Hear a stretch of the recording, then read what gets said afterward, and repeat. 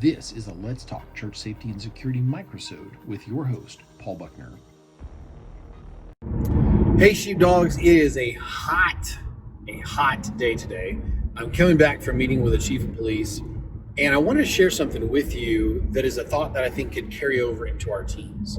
And one of the things that we talk about a lot is motivating people and helping people to stay. I mean, heck, and Mike and James have a book about it, right?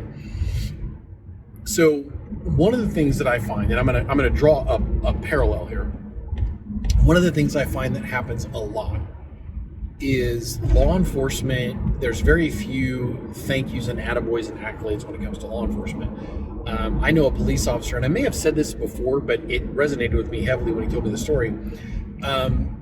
He got a report of a suicidal individual walking along the railroad tracks in his city, and he pulled up, saw the guy, slammed on his brakes because a train was coming. The guy turning was running directly at the train. He tackled the guy, and the train's going by, blowing its horn furiously, trying to steer the guy away from the train.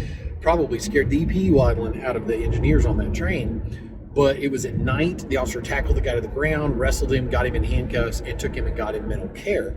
And he said, I still see the guy around town. He's never thanked me, which is fine. It is what it is. And I didn't even receive a commendation from my department. They knew I did it. They saw the body camera footage, but I didn't even receive a commendation. And so recently in my area, we had a situation where a young boy, foster care, no one wants him back at his family. We got him a bicycle. I was talking to him. He didn't want a gaming console. He basically like got away from the place he was at, like escaping a fire, and had a couple of pair of jeans and a shirt, is what he told me.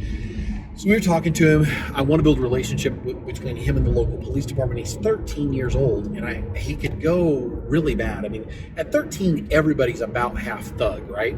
And I want to see him get and stay on the right track. So I'm trying to build a relationship between him and the local officers in this small department, in this small town.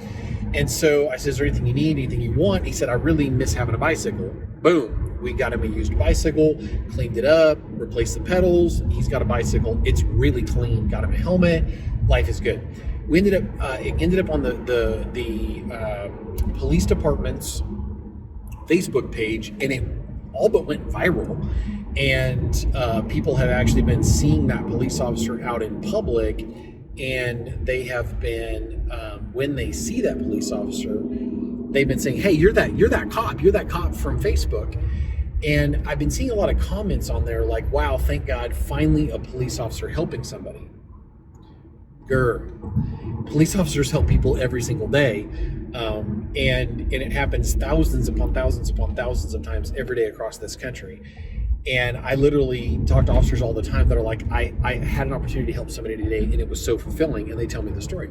But because of social media and not seeing this stuff in social media, because of dealing with social media, and because of dealing with our media, the television and what have you, people don't see the positive stories. The officer that fixes bicycles and gives them to kids, the officer that plays basketball with kids, the officer that's part of Big Brother, Big Sister, that kind of thing, and they don't see that.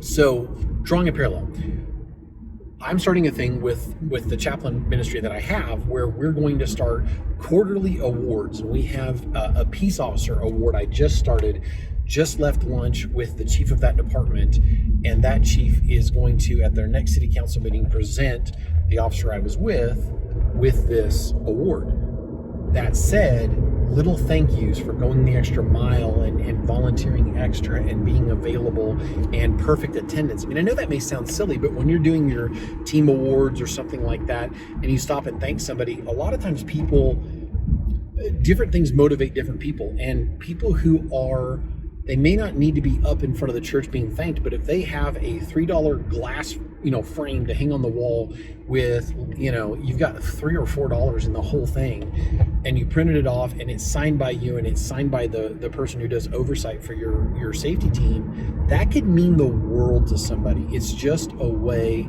of saying thank you. So remember, Semper Disciplina, a lifestyle discipline training. Remember, it's got to be practical over tactical. It's got to be training before toys. God bless. If you enjoyed this microsode, check out the video and audio versions of the Let's Talk Church Safety and Security podcast.